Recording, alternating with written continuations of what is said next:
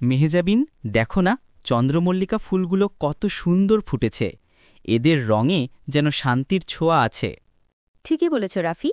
শুধু সৌন্দর্যেই নয়, চন্দ্রমল্লিকার রয়েছে অসাধারণ আয়ুর্বেদিক গুণও। সত্যি? আমি তো ভাবতাম এটা শুধু শোভাবর্ধক ফুল। না, একে গুলে দাউদ বলেও ডাকা হয় আয়ুর্বেদে। এটি শরীর ঠান্ডা রাখে, চোখের জ্বালাপোড়া কমায় এবং মাথা ব্যথা উপশমে সাহায্য করে। বাহ, তাই নাকি? তাহলে এই ফুল শুধু বাগান নয়, শরীর ও মনেরও ঔষধ বলা যায়। একদম ঠিক।